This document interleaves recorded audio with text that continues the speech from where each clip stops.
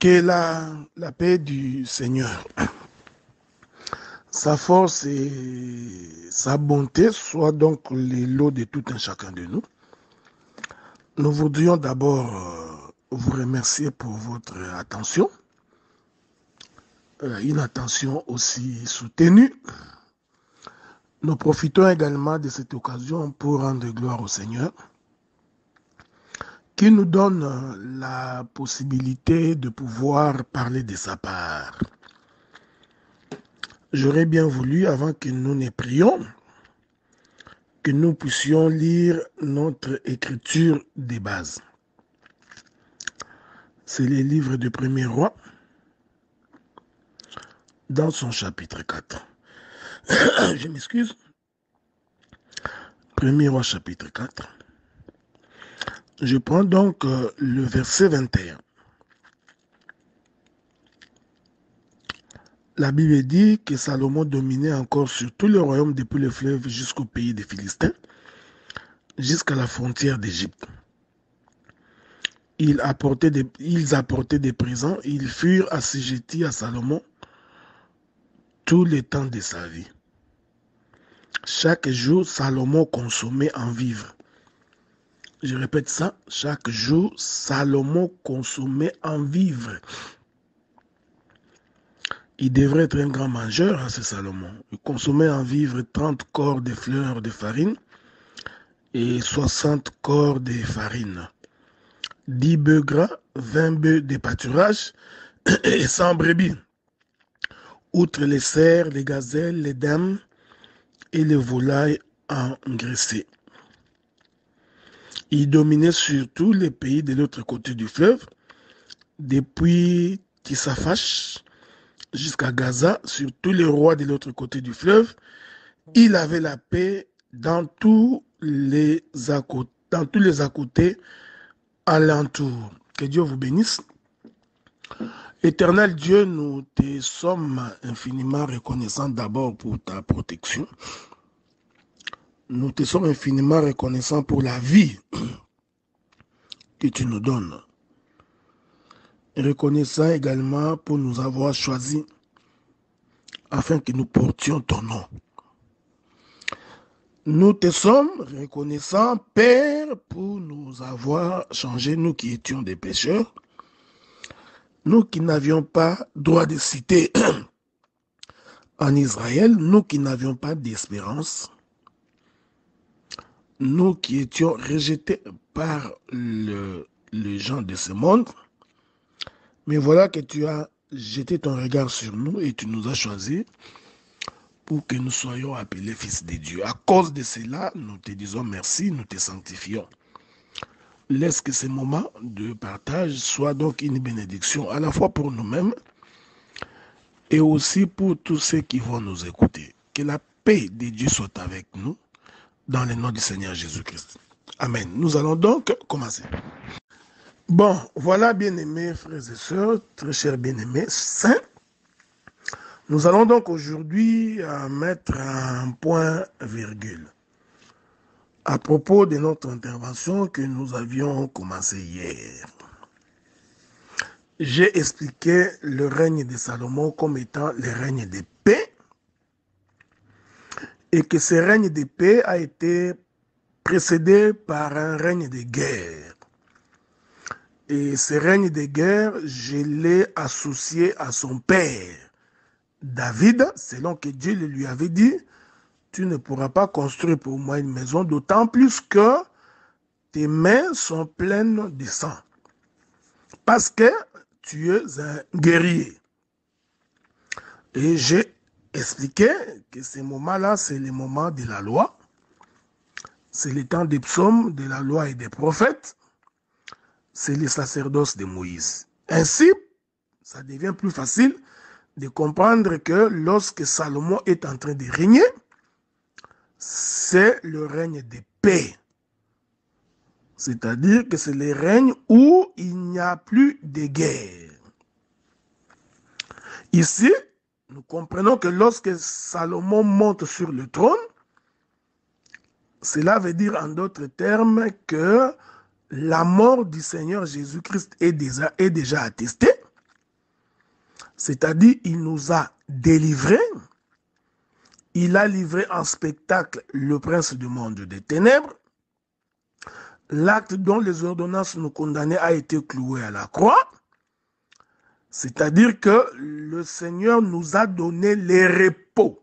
Que la paix de Dieu soit avec vous. Donc, le règne de Salomon, c'est un règne qui vient après la guerre.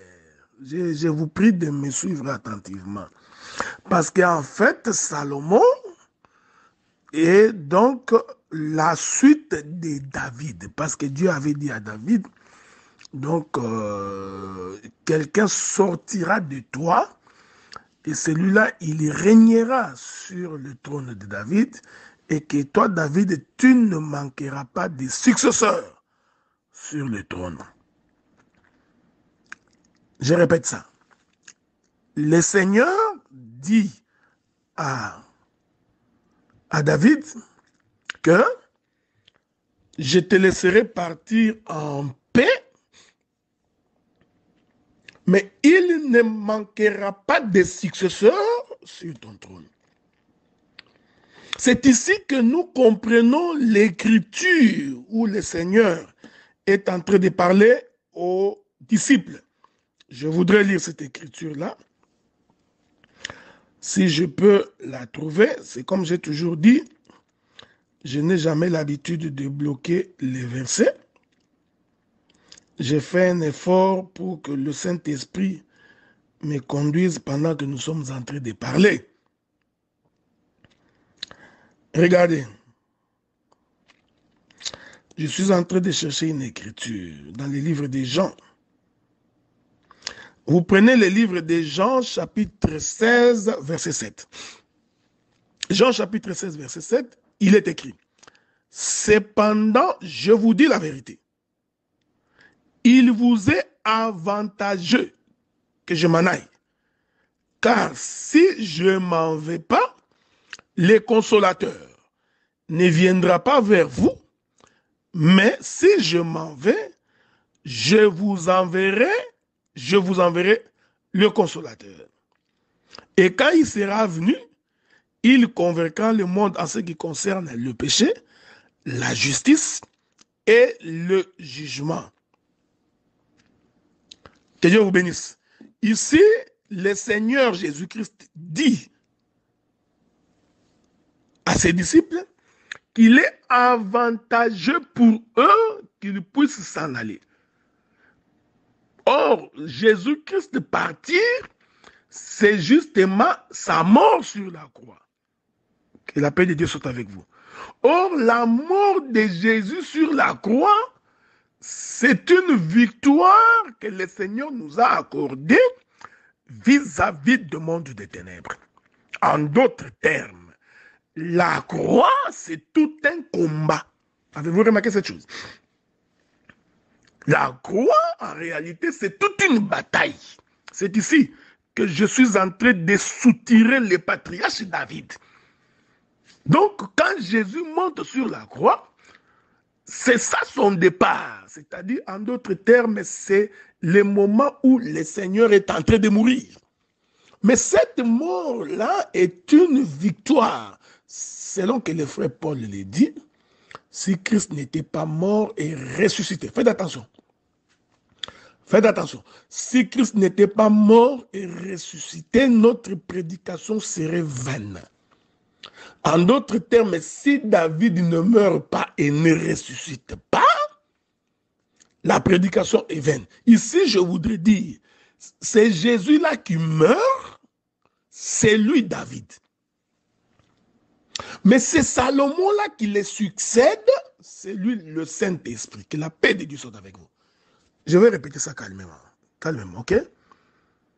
Donc, le règne de... J'aime ça. Le règne de Salomon, en réalité, c'est le règne du Saint-Esprit. Parce que la victoire nous a déjà été accordée par la mort de notre Seigneur Jésus-Christ. C'est pourquoi il dit, il est avantageux pour vous que je m'en aille. Qu'est-ce qui signifie qu'il est avantageux pour vous que je m'en aille? C'est-à-dire, il faudrait que la loi puisse s'accomplir. C'est ce que Jésus avait dit. Je ne suis donc pas venu abolir la loi, je suis donc l'accomplissement de la loi.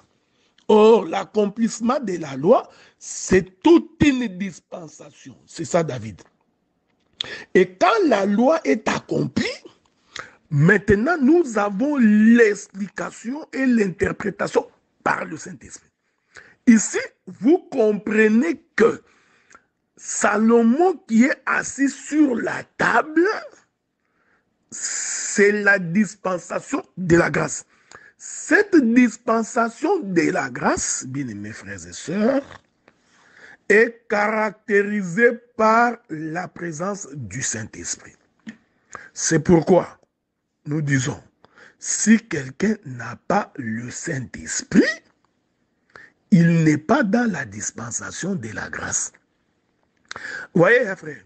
Donc, la dispensation de la grâce n'est pas forcément un temps. Ok? Ce n'est pas une prolongation des années. Non. La dispensation de la grâce, c'est la présence du Saint-Esprit sur la terre. Et cette présence du Saint-Esprit sur la terre se caractérise par sa présence dans l'Église, c'est-à-dire dans le membre du corps de Christ. Que la paix de Dieu soit avec vous. Remarquez cette chose. Donc, c'est Salomon qui règne, va donc représenter les sacerdoces d'aujourd'hui, la dispensation d'aujourd'hui. Ok? La dispensation d'aujourd'hui. Ceci est très important. C'est pourquoi je vous prie de bien nous suivre attentivement. Donc, c'est pourquoi Moïse avait dit aux enfants d'Israël, l'Éternel, votre Dieu, vous suscitera un autre prophète comme moi. Bien-aimés frères, un autre prophète comme moi ici, c'est le Saint-Esprit. Il est merveilleux. Est-ce que vous comprenez ça? Ah, donc, parce que Moïse lui-même, c'est toute une dispensation. Oh, je vous avais dit hier, même quand Jésus était venu sur la terre, Jésus était toujours dans le corps de Moïse. C'est pourquoi il disait toujours, Moïse vous a dit, Moïse nous a dit. En fait, quand il dit que je viens accomplir la loi, ici, Jésus est dans le corps de Moïse. Alors, lorsque Moïse dit que l'Éternel, votre Dieu, vous suscitera un autre prophète comme moi, faites attention, l'autre prophète ici, dans le couloir où je suis, parce que j'emprunte les chemins de labyrinthe, donc il faut avoir des repères pour ne pas se perdre dans les appartements de Salomon. Donc, le chemin que j'emprunte, j'atteste que le prophète, un autre prophète qui va venir, en réalité, c'est le Saint-Esprit. Or, il est écrit ceci, lorsque l'eunuque éthiopien était en train de lire les livres d'Ésaïe, et que l'Éternel a ordonné à Philippe de s'avancer.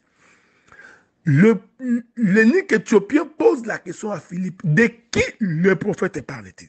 Parle-t-il de lui-même ou de quelqu'un d'autre? Oui, nous comprenons par la réponse de Philippe qu'en réalité, un prophète ne peut pas parler de lui-même. Que la paix de Dieu soit avec vous. Je vais démontrer que le Saint-Esprit est un prophète. Ok? Je vous reviens. Que la paix du Seigneur, sa force et sa bonté soient donc les lots de tout un chacun de nous. Nous voudrions d'abord vous remercier pour votre attention. Une attention aussi soutenue. Nous profitons également de cette occasion pour rendre gloire au Seigneur, qui nous donne la possibilité de pouvoir parler de sa part. J'aurais bien voulu, avant que nous ne prions, que nous puissions lire notre écriture des bases. C'est les livres de Premier Roi, dans son chapitre 4. Je m'excuse. 1er roi chapitre 4. Je prends donc le verset 21. La Bible dit que Salomon dominait encore sur tout le royaume depuis le fleuve jusqu'au pays des Philistins, jusqu'à la frontière d'Égypte. Ils apportaient des présents, ils furent assujettis à Salomon tout le temps de sa vie. Chaque jour, Salomon consommait en vivres. Je répète ça, chaque jour, Salomon consommait en vivres. Il devrait être un grand mangeur, ce Salomon. Il consommait en vivres 30 corps de fleurs de farine et 60 corps de farine. 10 bœufs gras, 20 bœufs de pâturage et 100 brebis. Outre les cerfs, les gazelles, les dames et les volailles engraissées. Il dominait surtout les pays de l'autre côté du fleuve, depuis Tissaphach jusqu'à Gaza, sur tous les rois de l'autre côté du fleuve. Il avait la paix dans tous les à côtés alentours. Que Dieu vous bénisse. Éternel Dieu, nous te sommes infiniment reconnaissants d'abord pour ta protection. Nous te sommes infiniment reconnaissants pour la vie que tu nous donnes. Reconnaissant également pour nous avoir choisis afin que nous portions ton nom. Nous te sommes reconnaissants, Père, pour nous avoir changés, nous qui étions des pécheurs, nous qui n'avions pas droit de cité en Israël, nous qui n'avions pas d'espérance, nous qui étions rejetés par les gens de ce monde. Mais voilà que tu as jeté ton regard sur nous et tu nous as choisis pour que nous soyons appelés fils de Dieu. À cause de cela, nous te disons merci, nous te sanctifions. Laisse que ces moments de partage soient donc une bénédiction à la fois pour nous-mêmes et aussi pour tous ceux qui vont nous écouter. Que la paix de Dieu soit avec nous dans le nom du Seigneur Jésus-Christ. Amen. Nous allons donc commencer. Bon, voilà, bien-aimés frères et sœurs, très chers bien-aimés saints. Nous allons donc aujourd'hui mettre un point virgule à propos de notre intervention que nous avions commencé hier. J'ai expliqué le règne de Salomon comme étant le règne de paix et que ce règne de paix a été précédé par un règne de guerre. Et ce règne de guerre, je l'ai associé à son père, David, selon que Dieu le lui avait dit, tu ne pourras pas construire pour moi une maison, d'autant plus que tes mains sont pleines de sang.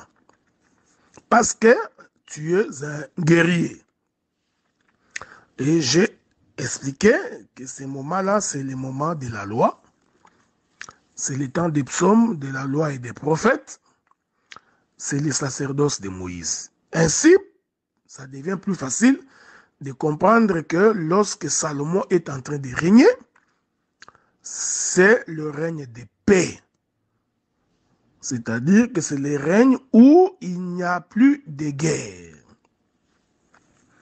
Ici, nous comprenons que lorsque Salomon monte sur le trône, cela veut dire en d'autres termes que la mort du Seigneur Jésus-Christ est déjà attestée. C'est-à-dire, il nous a délivrés.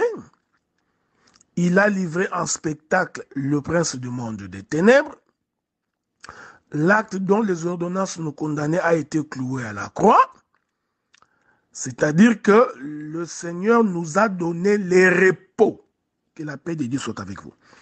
Donc, le règne de Salomon, c'est un règne qui vient après la guerre.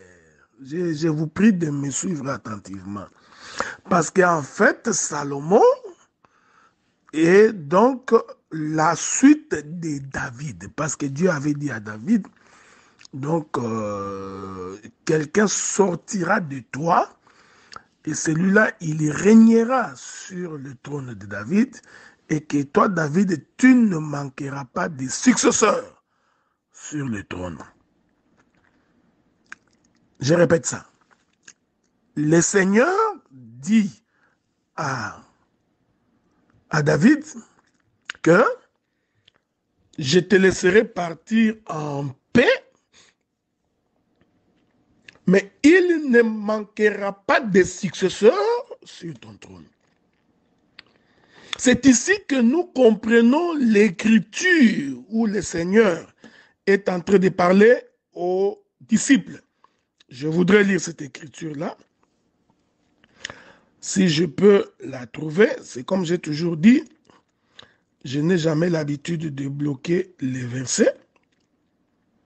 J'ai fait un effort pour que le Saint-Esprit me conduise pendant que nous sommes en train de parler.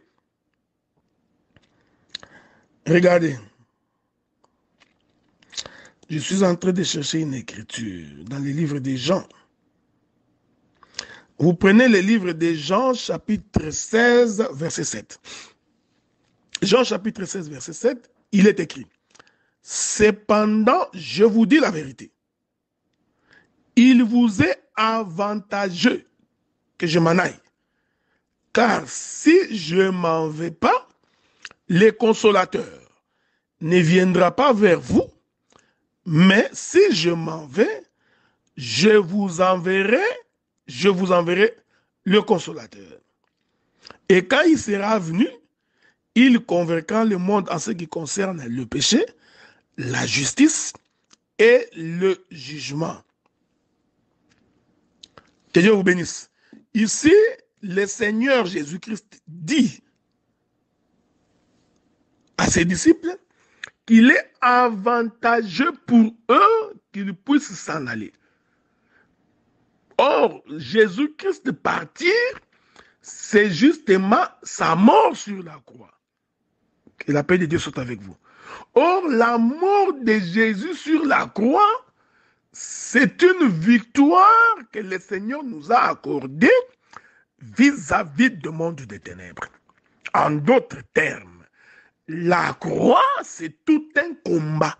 Avez-vous remarqué cette chose? La croix, en réalité, c'est toute une bataille. C'est ici que je suis en train de soutirer le patriarche David. Donc, quand Jésus monte sur la croix, c'est ça son départ. C'est-à-dire, en d'autres termes, c'est le moment où le Seigneur est en train de mourir. Mais cette mort-là est une victoire. Selon que le frère Paul le dit, si Christ n'était pas mort et ressuscité. Faites attention. Faites attention. Si Christ n'était pas mort et ressuscité, notre prédication serait vaine. En d'autres termes, si David ne meurt pas et ne ressuscite pas, la prédication est vaine. Ici, je voudrais dire, c'est Jésus-là qui meurt, c'est lui David. Mais c'est Salomon-là qui le succède, c'est lui le Saint-Esprit. Que la paix de Dieu soit avec vous. Je vais répéter ça calmement. Calmement, ok? Donc, le règne de... J'aime ça. Le règne de Salomon, en réalité, c'est le règne du Saint-Esprit.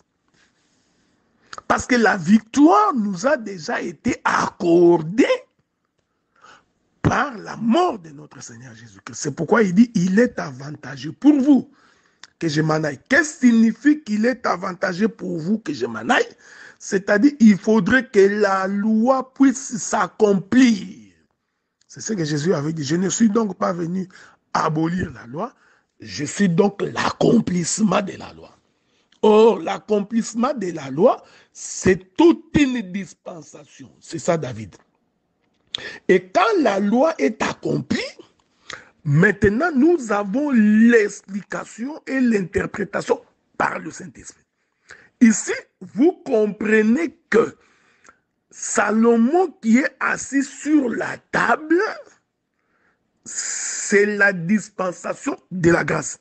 Cette dispensation de la grâce, bien-aimés frères et sœurs, est caractérisé par la présence du Saint-Esprit. C'est pourquoi nous disons, si quelqu'un n'a pas le Saint-Esprit, il n'est pas dans la dispensation de la grâce. Vous voyez, frère? Donc, la dispensation de la grâce n'est pas forcément un temps. Ok? Ce n'est pas une prolongation des années. Non. La dispensation de la grâce, c'est la présence du Saint-Esprit sur la terre. Et cette présence du Saint-Esprit sur la terre se caractérise par sa présence dans l'Église, c'est-à-dire dans le membre du corps de Christ. Que la paix de Dieu soit avec vous. Remarquez cette chose. Donc, c'est Salomon qui règne, va donc représenter les sacerdoces d'aujourd'hui, la dispensation d'aujourd'hui. Ok? La dispensation d'aujourd'hui. Ceci est très important.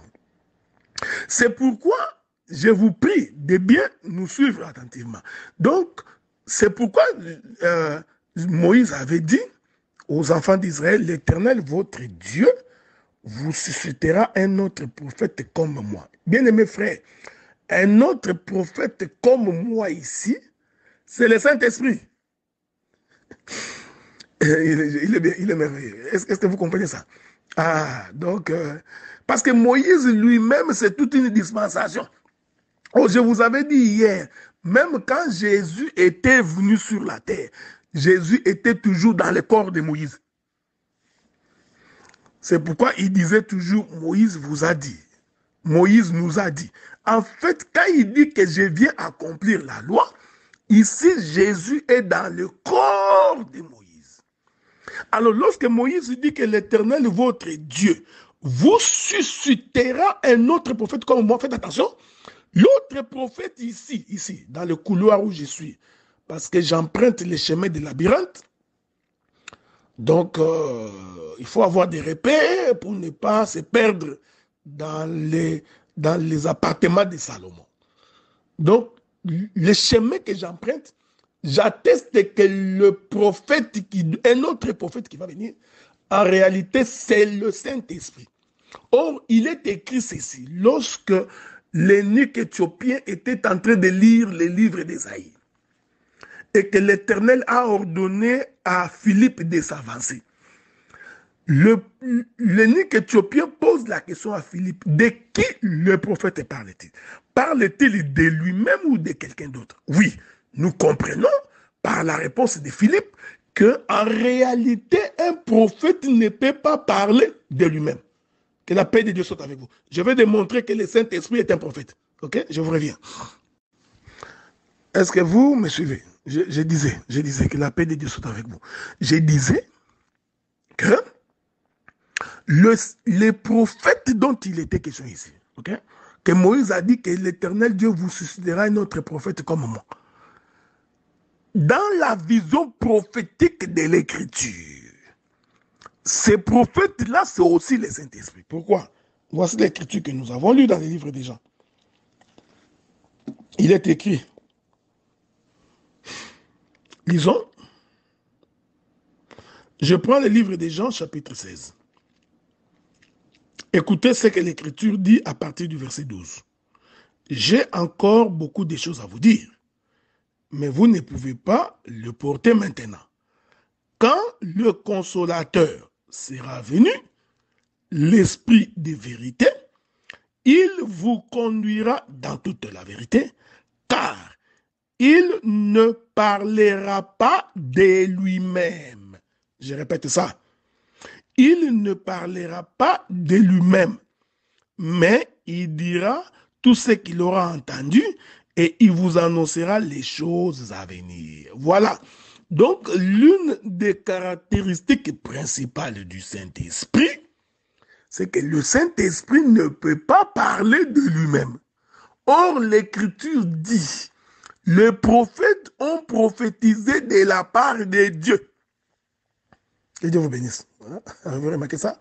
Donc, Le prophète, c'est celui qui ne parle pas de lui-même.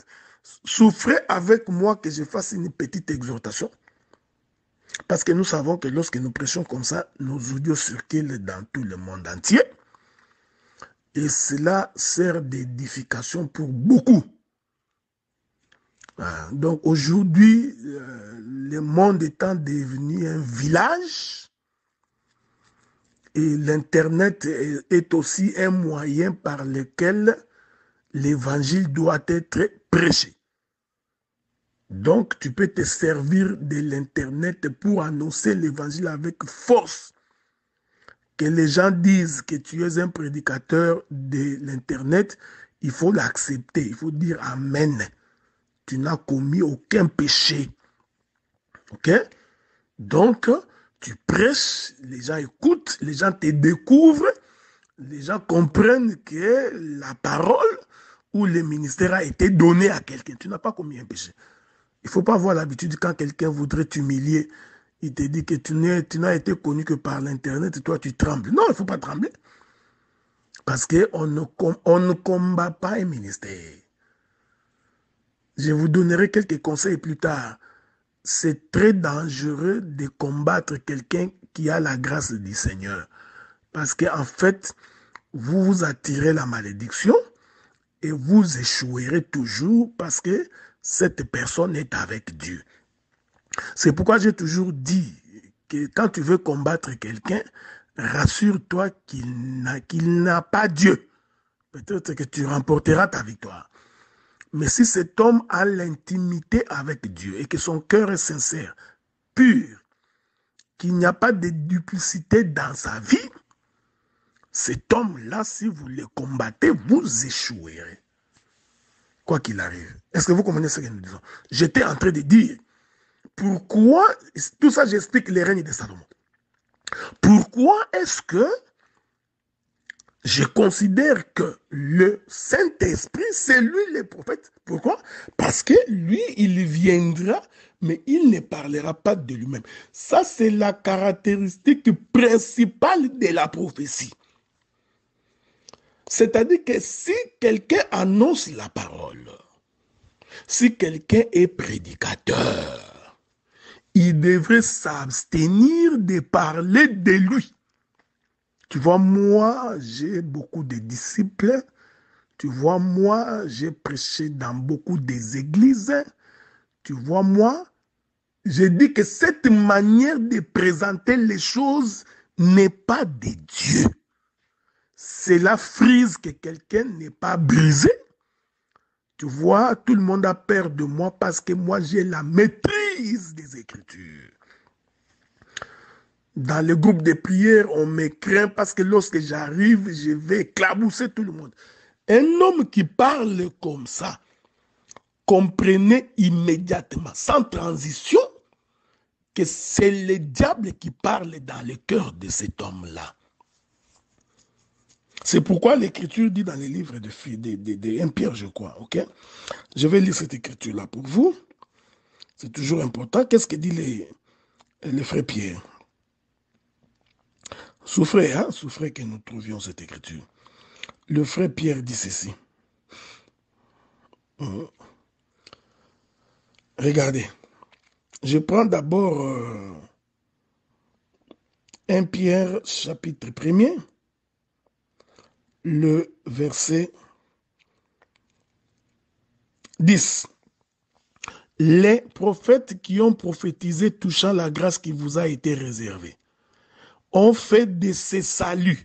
Donc, j'ai compris que la prophétie, c'est le salut. Est-ce que vous comprenez ce que nous disons? La prophétie, c'est le salut. Faites attention. Ici, je ne suis pas en train de parler de vos dons de prophétie, que tu vas acheter la maison, que tu as mal au dos, que tu as mal au genou. Non, ce n'est pas de cela que je parle. Je parle de la prophétie des Écritures, qui est un salut. Ils ont fait de ces saluts l'objet de leurs recherches et de leurs investigations. Maintenant, regardez, prenons le livre de 2 Pierre, chapitre 1er, verset 20. 2 Pierre, chapitre 1er, verset 20. Écoutez ce que l'Écriture. Je commence par le verset 19. nous tenons pour autant plus certaine la parole prophétique à laquelle vous faites bien de prêter attention.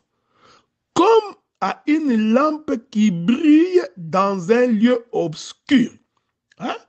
Donc, la parole prophétique ici, c'est une lampe qui brille dans un lieu obscur. Nous comprenons les livres de Genèse. Au commencement, l'Esprit de Dieu s'émouvait au-dessus des eaux. Il n'y avait que des ténèbres à la surface de l'abîme. Nous comprenons que cet esprit-là, qui s'émouvait au-dessus des eaux, c'est certainement la parole prophétique. Ok? Comme une lampe qui brille dans un lieu obscur, jusqu'à ce que le jour vienne apparaître et que l'étoile du matin se lève dans vos cœurs, sachant tout d'abord, vous-même, qu'aucune prophétie de l'Écriture ne peut être un objet d'interprétation particulière, car ce n'est pas par une volonté d'homme qu'une prophétie n'a jamais été apportée, mais c'est poussé par le Saint-Esprit. Avez-vous remarqué?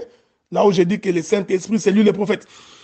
Poussé par le Saint-Esprit que les hommes ont parlé de la part de Dieu. Ils ont parlé quoi? Ils ont parlé de la parole prophétique. Donc, Salomon représente donc le Saint-Esprit. Est-ce que vous comprenez ce que nous disons? J'aime ces choses. Écoutez-moi attentivement. Qu'est-ce que je voudrais ajouter ici comme élément d'exhortation? Bien-aimés frères, aujourd'hui, nous sommes en train de vivre des moments où les hommes sont en train de se taper la gloire de Christ. Les ministres de la parole commencent à se comporter comme des petits dieux dans les assemblées. Tout tourne autour du ministre. Il est un petit roitelet. Alors que l'Écriture dit que celui qui veut être grand parmi ses frères doit être au service des autres. Mais aujourd'hui, ce sont plutôt les ministres qui sont plus servis. Les enseignements tournent autour des offrandes, dans la majorité des cas. Je n'accuse personne, je dis de façon générale. Les prédications tournent autour de la dîme. Les autres sujets peuvent passer, mais lorsque les sujets touchent à l'argent, vous allez voir la rébellion de ces prétendus ministres de Dieu. Les séminaires s'organisent pour l'argent. Les tournées, les missions évangéliques, apostoliques, doctorales et prophético-pasteurs s'organisent tout autour de l'argent. Aujourd'hui, on se soucie beaucoup plus de sa propre personne, de ce que l'homme de Dieu mangera, de quelle manière il sera vêtu. L'Église est devenue comme une boutique. C'est-à-dire que ce n'est plus la recherche de la sainteté. Ce n'est plus la recherche de la conversion. Ce n'est plus la recherche du Saint-Esprit. Mais toutes les prédications, les enseignements sont orientés dans le but de servir les ministres. Voyez-vous? Donc, le ministre, quand il prêche, quand il veut expliquer les choses, il s'arrange toujours pour dire, tu vois, quand tu vas dans une église, il n'y a pas de ministre, il faut sortir. Voilà. Donc là, il fait la propagande de sa propre personne. Que la paix de Dieu soit avec vous. Hein? Que la paix de Dieu soit avec vous. Je vous reviens.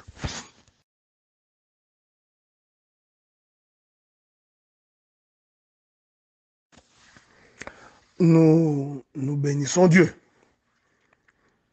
Parce que ces choses devraient vous servir. C'est pourquoi quand on est ministre de la parole, il ne faut jamais utiliser la chair pour se justifier. On n'utilise pas la chair pour parler de soi. On n'utilise pas l'église comme un marchepied.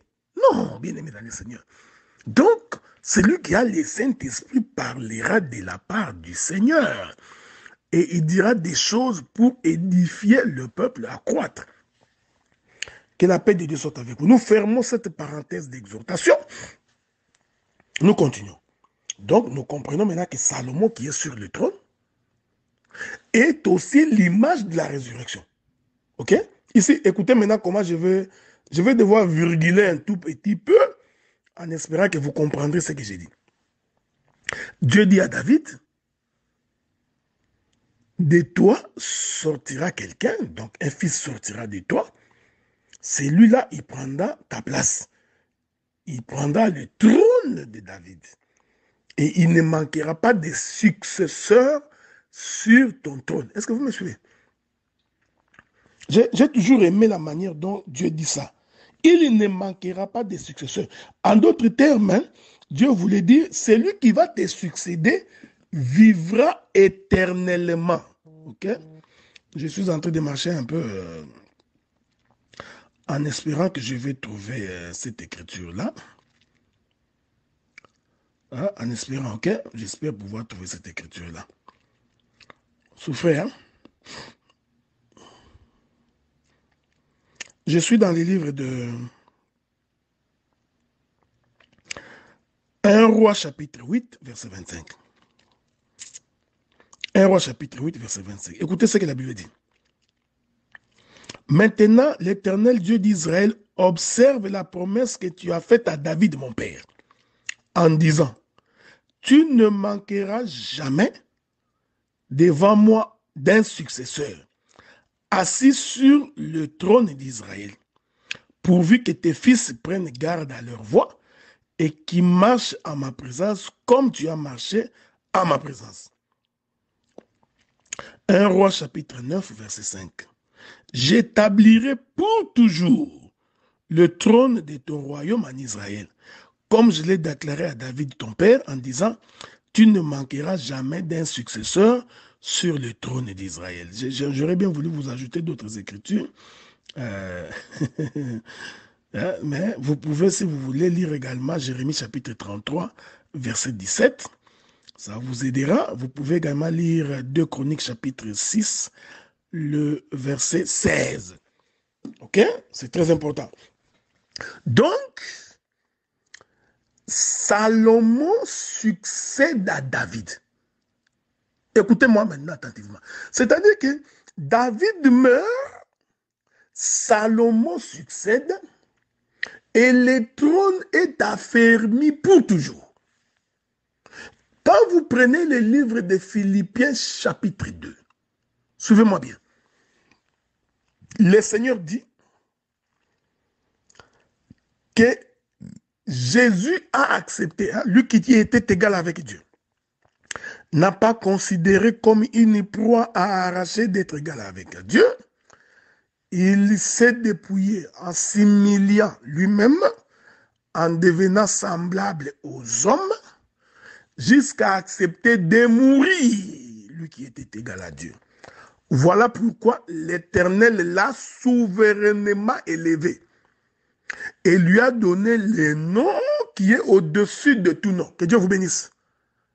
Écoutez maintenant. Afin que tout genou fléchisse et que toute langue confesse que Jésus-Christ est Seigneur.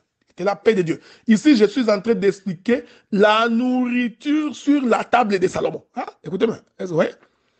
Parce que si vous comptabilisez le nombre de bœufs, des animaux, des corps de farine que Salomon mangeait, que l'on dit qu'il consommait chaque jour, certainement à la manière des hommes, Salomon devait être un gourmand. Il devait être obèse. Je répète. C'est-à-dire que pour que tout le monde adore, pour que tout le monde se prosterne, pour que tout le monde confesse que Jésus-Christ est Seigneur, l'histoire a commencé d'abord par sa descente sur la terre, par sa mort et par sa résurrection. Donc la résurrection ici, j'explique qu'en réalité, c'est Salomon qui monte sur le trône. Quand on dit Dieu lui a donné le nom qui est au-dessus de tout nom, c'est ça Salomon qui monte sur la table. Est-ce que vous remarquez ça? Suivez-moi bien, suivez-moi attentivement. Donc, c'est ça Salomon sur la table. Mais pour que Salomon monte sur la table, il fallait que David meure. J'explique que cette mort de David, il est vrai que quand vous lisez les Écritures, hein, vous allez voir que Salomon était monté sur le trône avant que David ne meure physiquement. Ça, je sais. Mais nous disons déjà le fait que David a cédé le trône parce qu'il était devenu vieux. Cette vieillesse de David, c'est la mort. Okay? Ce n'est pas l'objet de notre intervention. Sinon, on allait s'étaler là-bas pendant longtemps. La vieillesse de David, là, c'est la mort. Okay? C'est comme ça que c'est pourquoi dans l'ombre, il n'y a pas la représentation exacte des choses. Je voudrais dire une chose avant de continuer.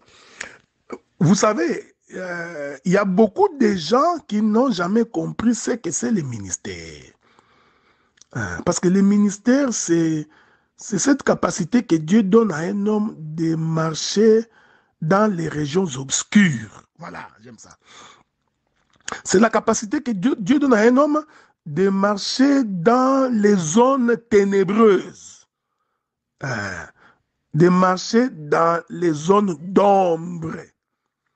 C'est ça le ministère.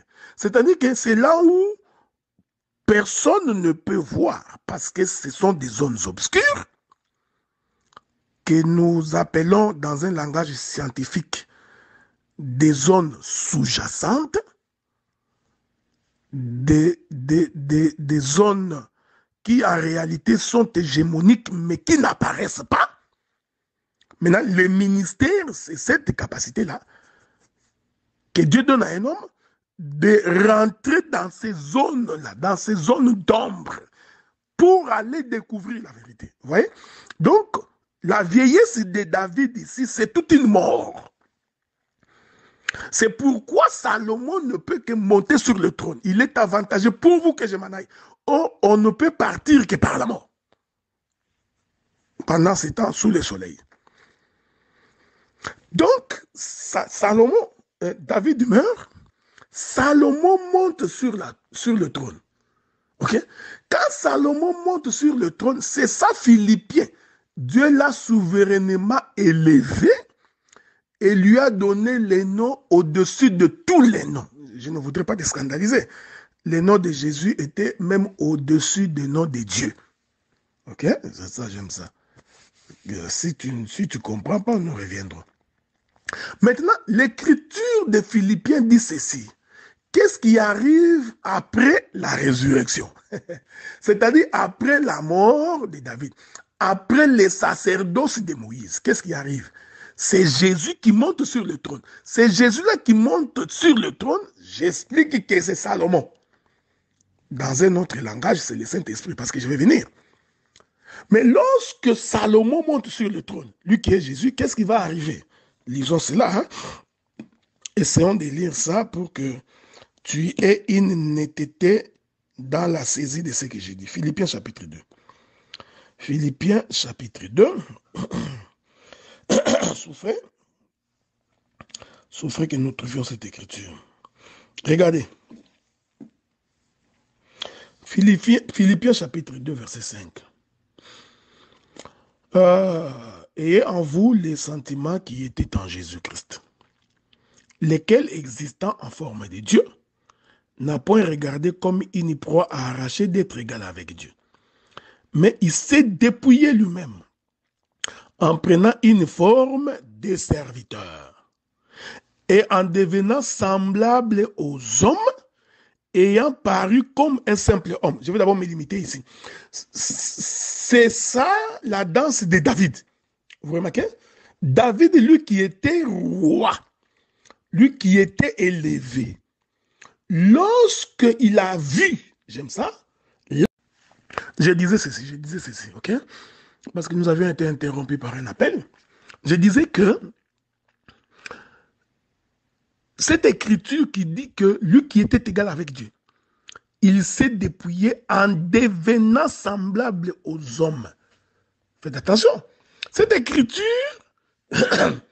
puisque nous sommes en train de célébrer les mariages, je vous ai toujours dit que enseigner, prêcher est une célébration du mariage. Que l'homme quittera son père et sa mère, s'attachera à sa femme, et les deux deviendront un seul corps, une seule chair. Hein, ce n'est pas ton mariage physique, parce que ton mariage physique, vous êtes toujours deux. malgré votre mariage. C'est pourquoi j'ai toujours été deux fois contre les gens qui utilisent ces versets-là dans les mariages d'un frère et d'une sœur.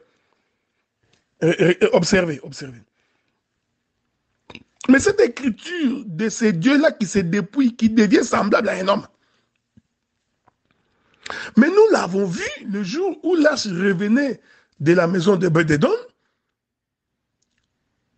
Pendant que Lâche était en train de revenir, David qui était dans son palais royal, lorsqu'il vit Lâche en train de revenir, David va donc sortir. L'écriture dit que David s'est découvert jusqu'au point où son épouse lui dit, comment toi tu es un roi? Tu danses comme ça devant les communs des mortels. Ah.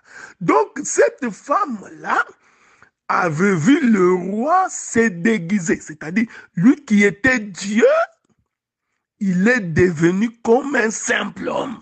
Voilà. Est-ce que vous comprenez ce que nous disons? Donc, lui qui était Dieu, c'est ça Philippiens chapitre 2. Il devient donc un simple homme. C'est ça David qui descend pour combattre. Il devient semblable à nous. Parce que si David n'était pas devenu un homme, il ne pouvait pas mourir. Je voudrais dire ceci. Si Jésus n'était pas devenu un homme, certainement qu'il ne devait pas mourir. Donc, quand l'écriture dit que, quand la femme de David dit que toi qui es roi, tu te fais découvrir, il faut faire attention dans le langage de Dieu. Il y a quelqu'un qui a prêché, non, David a enlevé les vêtements, David il y en a même d'autres qui ont dit, il est resté nu. Non, non, quand vous n'avez pas l'interprétation de l'écriture. C'est ça que j'ai toujours condamné à beaucoup de gens. Vous savez, frère,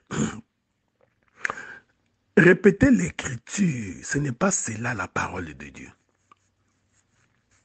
Répéter l'écriture, ce n'est pas cela la doctrine. Les écritures ne sont pas la doctrine. Je l'ai dit, je le répète toujours. Les écritures ne sont pas la doctrine. Pourquoi? Parce que les témoins de Jéhovah répètent l'écriture. Les catholiques répètent les écritures. Le protestant répète l'écriture. Deux fois même dans la maison d'un féticheur, on répète l'écriture. Tous ces gens de ministres-là, ministère tel, tous ces gens-là aussi répètent l'écriture. Même les diables répètent l'écriture. Donc, c'est là où nous sommes différents des autres. Donc, il faut éviter de nous faire retourner en Égypte. La répétition d'une écriture, noir sur blanc, n'est pas la parole. Je l'ai dit, je le répète. La répétition d'une écriture noir sur blanc ne donne pas la vie. C'est comme les corps d'Adam inanimés. Dieu rassemble la poussière de la terre. Jusque-là, Adam n'est pas un être vivant. C'est ça l'écriture. Pour que Adam devienne un être vivant, il faudrait que les souffles de Dieu soient à l'intérieur d'Adam. Donc, il faudrait les souffles de Dieu dans l'écriture. Donc, ces souffles de Dieu qui est dans l'écriture, pour aller les découvrir, il faut déchirer le corps d'Adam. Est-ce que ces choses sont difficiles à comprendre? Donc, je dis nous, qui avons compris ces choses, nous appelons la doctrine comme étant l'interprétation et l'explication de l'écriture. Quand quelqu'un comprend l'interprétation et l'explication de l'écriture, alors il a la vie. Ce n'est pas moi, c'est Matthieu chapitre 13, verset 10. Pourquoi leur parles-tu en parabole? Il répétait l'écriture. De peur qu'ils ne comprennent et qu'ils ne se convertissent. Donc la conversion vient quand on comprend. Or, on ne peut pas comprendre sans interprétation. L'unique éthiopien a dit ça. Comment comprendrais-je ces choses s'il n'y a personne pour me l'expliquer? S'il n'y a personne pour interpréter? Est-ce que vous remarquez cette chose? Est-ce que c'est difficile à comprendre? Donc, c'est David là qui se déguise. Ce n'est pas qu'il s'est fait découvrir, cela veut dire qu'il a enlevé, il s'est déshabillé pour rester nu. Non. Dans les regards de Milka, qui est sa femme, Milka avait vu que le roi était devenu comme un homme. C'est ça. C'est ça, c'est découvrir. Le roi est devenu comme nous, semblable à nous. C'est pourquoi le livre des Corinthiens dit, Christ était comme nous, pourtant la même chair que nous. Il a été tenté, comme nous sommes tentés, mais en toute chose, il est resté intègre. Maintenant, après la mort, nous avons la résurrection. Cette résurrection, c'est ça Salomon, qui monte sur le trône. Maintenant, quand Salomon monte sur le trône, Philippiens dit quoi? Ici, j'explique la nourriture sur la table de Salomon. Pour que tu n'échappes pas à la connaissance. Écoutez ce que Philippiens dit quand il monte sur le trône. Il dit ceci. Philippiens chapitre 2, verset 8. Il s'est humilié lui-même, se rendant obéissant jusqu'à la mort, même jusqu'à la mort de la croix.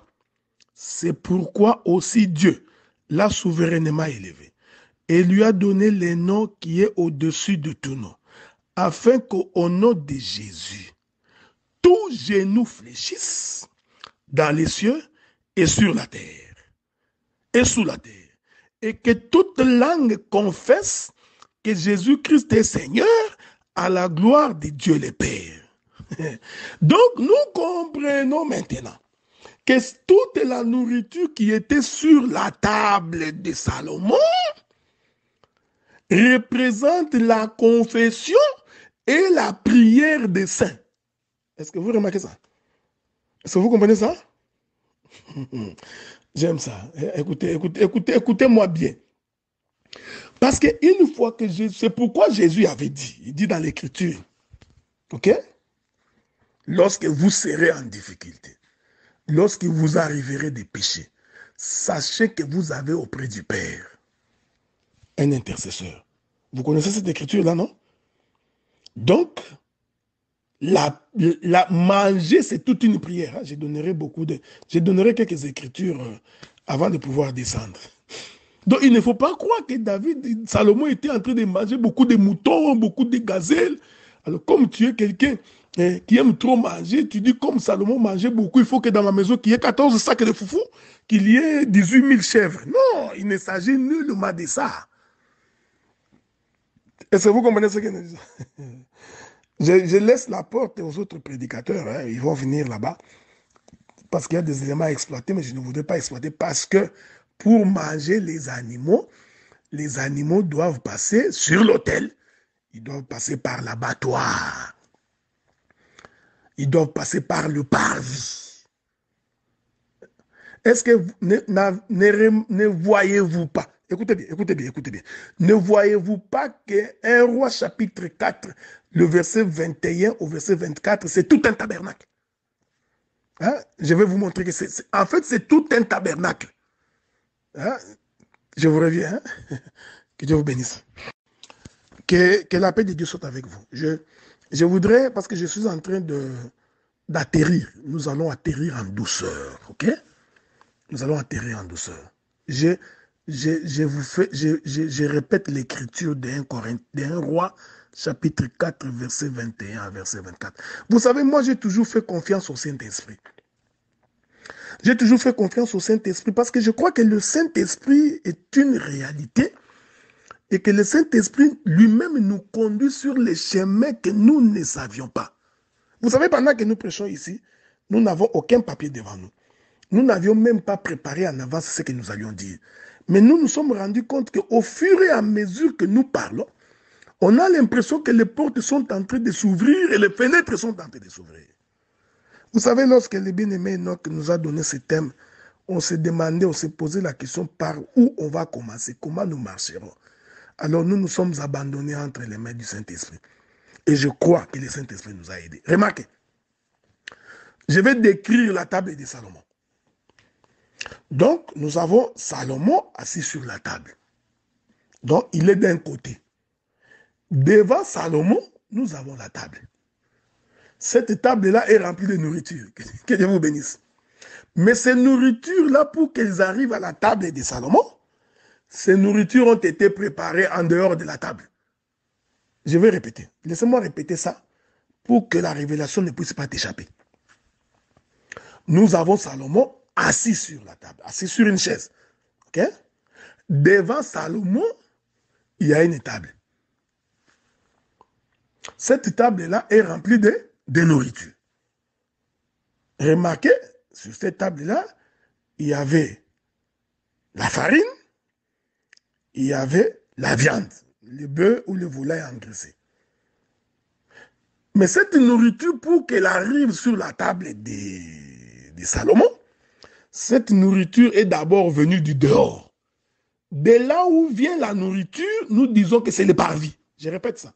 En d'autres termes, la chaise sur laquelle Salomon est assise, c'est le lieu très saint. La table remplie de la nourriture, c'est le lieu saint. L'endroit où la nourriture a été préparée, c'est le parvis. Est-ce que vous remarquez ça? Remarquez cette chose, elle est formidable. C'est pourquoi dans le sacerdoce de Moïse, Dieu avait fait en sorte que l'homme qui pêche va venir pour rencontrer Dieu. Mais pour rencontrer Dieu, Dieu est où? Dieu est dans les lieux très saints. C'est ça la chaise de Salomon. Mais quand l'homme vient, il vient avec son animal. Il vient avec ça où? Il vient avec ça dans le parvis. Ok? Dès qu'il arrive dans le parvis, il faut qu'il y ait un cuisinier. Nous avons besoin d'un cuisinier. C'est lui qui égorgera l'animal et c'est lui qui fera les sacrifices. C'est lui qui égorge l'animal et qui fait les sacrifices. Vous connaissez, non? C'est les sacrificateurs. C'est lui le cuisinier. Mais il est fait où? Sur l'autel des holocaustes. C'est-à-dire sur le parvis. Quand il finit, il va donc entrer avec cette nourriture. Prophétiquement, il vient avec cette nourriture en passant par les lieux saints. Ces lieux saints-là, c'est ça la table. Oh, que les choses de Dieu sont merveilleuses. Et quand il passe par les lieux saints, il doit maintenant aller dans les lieux très saints pour que Salomon puisse les consommer. J'aime ça. Il prendra cette cendre, il la répandra sur le propitiatoire.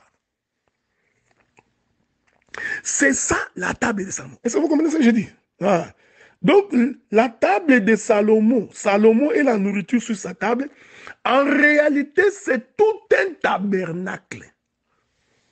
Je voudrais ajouter quelques écritures. On dit que Salomon mangeait la farine. Que nous disent les écritures? Vous allez voir que la farine, c'est le sacrifice. Ok? La farine, c'est le sacrifice. Or, le sacrifice passe par quoi? Par l'autel. C'est-à-dire par le parvis. Je prends les livres de Lévitique. Lévitique chapitre 2. Écoutez ce que la Bible dit. Si ton offrande est un gâteau cuit à la poêle, elle sera de fleurs de farine pétrie à l'huile sans levain. Lévitique chapitre 6, verset 8. Le sacrificateur prélèvera une poignée de la fleur de farine et de l'huile avec tout l'encens ajouté à l'offrande. Il brûlera cela sur l'autel comme souvenir d'une agréable odeur à l'Éternel. J'aime ces choses. Nous bénissons le Seigneur de gloire qui nous a donné l'intelligence pour comprendre ces choses.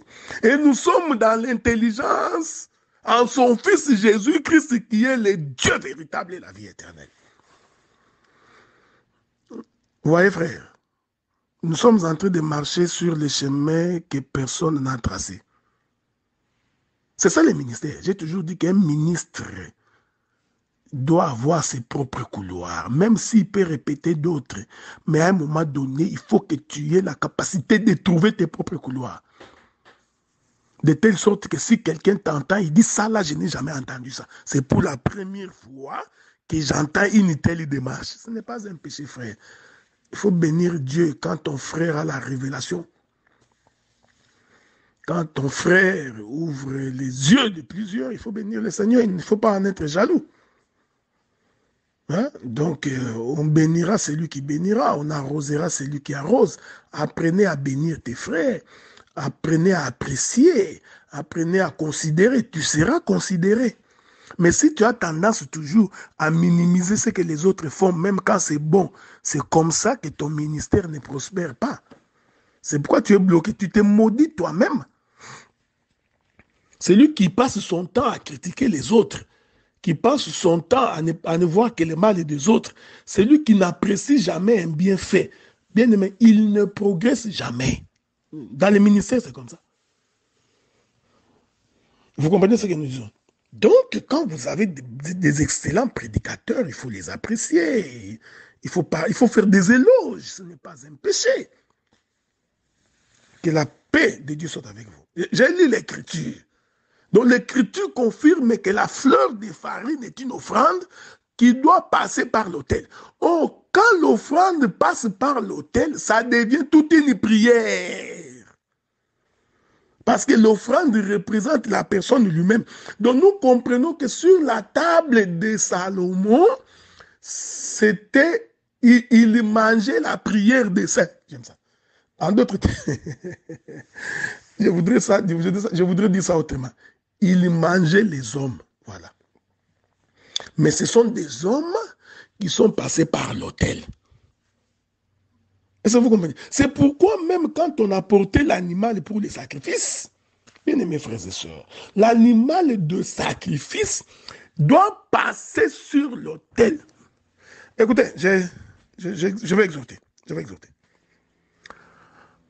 Vous savez pourquoi nous avons des difficultés aujourd'hui dans le corps ministériel et dans beaucoup des églises? Parce qu'il y a vraiment des offrandes qui ne sont pas passées par l'autel. Il y a des offrandes qui n'ont pas été brûlées. Il y a des offrandes qui n'ont pas été brûlées. Écoutez ce que l'Écriture dit. Je suis en train d'atterrir. Hein? Attends, je vais vous trouver une écriture. Laissez-moi vous trouver une écriture. C'est important, c'est très important. Souffrez. Il y a une écriture dans Romains. Où Romain dit ceci, hein, souffrez avec moi, donc je ne bloque pas les écritures, je suis en train de les chercher. Voilà, prenons d'abord les livres des Romains. Je vais vous lire plusieurs écritures dans Romains. Romains chapitre 6, verset 13. Ne livrez pas vos membres des péchés comme des instruments d'iniquité, mais donnez-vous vous-même à Dieu comme étant des vivants, des morts que vous étiez, et offrez à Dieu vos membres comme les instruments de la justice. Donc, vous, l'individu que nous sommes tout un sacrifice. Notre corps est un sacrifice que nous offrons à Dieu. Or, vous allez remarquer qu'on ne peut pas offrir si l'on ne passe pas par l'autel des holocaustes. Est-ce que vous comprenez ça? Donc, la nourriture ne peut pas se présenter sur la table du roi, Salomon, si premièrement cette nourriture n'a pas été brûlée au feu. C'est pourquoi les ministères de la parole, que la paix de Dieu soit notre partage, c'est pourquoi les ministères de la parole, frère, ne devraient s'occuper que de la conversion et de la repentance. Quelles que soient les tournures que tu prendras, quelles que soient les virgules que tu prendras, l'objectif poursuivi, c'est que tout homme doit passer par l'autel. Malheureusement, nous avons beaucoup de bandits qui ne sont pas passés par l'autel, mais qui se sont retrouvés sur la table du roi. C'est pourquoi le roi est en train de vous vomir. Remarquez cette chose. Que la paix de Dieu soit avec vous. Donc, certainement qu'il y avait beaucoup de choses à dire. Bon, comme nous sommes dans un séminaire qui a, je crois, 4 orateurs, je crois que les autres intervenants pourront exploiter les différents panneaux de publicité que nous laissons à côté pendant que nous sommes en train de passer. Donc, vous comprenez que la table sur laquelle la nourriture se présente devant Salomon, c'est le lieu saint. Et la nourriture qui se mange là, en réalité, c'est la prière des saints. C'est le corps des saints. Or, ces corps des saints-là ne peuvent pas se retrouver sur la table du roi si ces corps ne passent pas d'abord par le paradis. Je vous avais dit que je vais vous donner je vous donne quelques écritures. Ajoutons toujours dans le livre des Romains. Romains dit ceci. Romains chapitre 6, verset 19. Je parle à la manière des hommes à cause de la faiblesse de votre chair. De même, donc, que vous avez livré vos membres comme esclaves à l'impureté et à l'iniquité pour arriver à l'iniquité. Ainsi maintenant, livrez vos membres comme esclaves à la justice pour arriver à la sainteté. Romains chapitre 7, verset 5. Car lorsque nous étions dans la chair, les passions des péchés provoqués par la loi agissaient dans nos membres, de sorte que nous portions des fruits pour la mort. Ok? Maintenant que vous avez été dégagés de la loi, étant morts à cette loi sous laquelle nous étions retenus, de sorte que nous servons dans un esprit nouveau et non selon la lettre qui a vieilli. J'aime ces choses. Que dirons-nous donc? La loi était le péché? Loin de là. Mais je n'ai connu le péché que par la loi. Car je n'aurais pas connu que la convoitise si la loi n'est pas dit que tu ne convoiteras pas. Verset 9. Pour moi étant autrefois sans loi, je vivais. Quand le commandement vint, le péché reprit vie et j'ai mouru. Ainsi, le commandement qui conduit à la vie se trouva pour moi conduire à la mort. Vous pouvez continuer si vous voulez, mais je vais finir par une écriture. Il dit dans le verset 17, maintenant ce n'est plus moi qui l'ai fait, mais c'est le péché qui habite en moi. Vous pouvez continuer tous les versets si vous voulez. Qu'est-ce que je voudrais dire? Que la table de Salomon décrit tout le plan de la rédemption. Salomon qui est à l'extrémité de la table, sa position est la position du lieu très saint. La table qui est au milieu constitue la position du lieu saint. Le parvis, c'est la position de l'extérieur. La nourriture ici, c'est le Seigneur qui nous agrée dans sa présence. C'est notre vie consacrée en présence. Donc, c'est Salomon qui mange là. Ok? Je n'entre pas. Je ne voulais pas entrer dans les détails. Je vais laisser ça à beaucoup de gens. Parce que, écoutez, regardez ce que Salomon mange. Je vais vous dire ça. Peut-être que vous n'avez pas bien vu. Regardez ce que Salomon est en train de manger. 1 Roi chapitre 4. 1 Roi chapitre 4. Vous savez, j'ai toujours aimé les doctorats parce que dans les doctorats, nous sommes dans les détails. Hein. Et ces détails-là nous permettent de très bien voir. Regardez, il est écrit dans 1 Roi chapitre 4, le verset 22. Chaque jour, Salomon consommait en vivre 3 corps de fleurs de farine et 60 corps de fleurs de farine. Premier élément que Salomon mangeait, c'est quoi? C'est la farine. Je crois que tu as vu, non? Ok. 10 bœufs gras, 20 bœufs de pâturage, 100 brebis, outre les cerfs, les gazelles, les daims. Deuxième catégorie de la nourriture que Salomon mange, c'est la viande de tous les animaux mammifères. Est-ce que vous avez vu ça?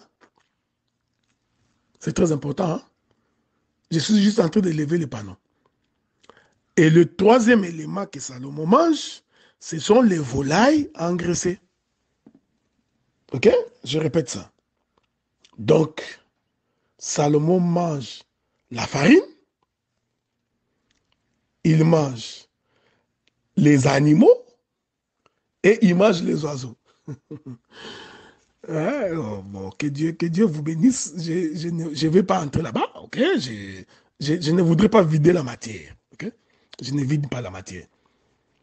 Hein? Donc, il y a 3 catégories de nourriture qui se trouvent sur la table de Salomon.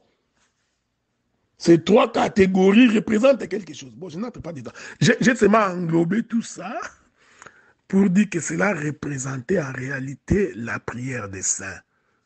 Cette nourriture représentait les sacrifices. C'est pourquoi Jésus avait dit, tout ce que vous demanderez à mon nom, demander au nom là, c'est toute une prière. Manger veut aussi dire consommer. C'est pourquoi l'Écriture dit, il faudrait que ton sacrifice soit d'une odeur agréable. Or, pour qu'il y ait une odeur agréable, il faut mettre des épices. J'aime ça. Hein? Il faut des épices, donc, pour qu'on sente l'odeur agréable. Il faut du parfum odoriférant pour que l'on sente que c'est bon. Voilà, bien-aimés frères et sœurs, mes bien-aimés saints, c'est la portion de la terre qui m'a été donnée par Josué. J'ai donc essayé de fructifier ma portion de terre. J'ai essayé de la clôturer. J'ai planté une vigne et j'ai bu du vin. Laisse que la paix de Dieu soit avec vous, que Dieu vous bénisse et que vous garde dans le précieux nom du Seigneur.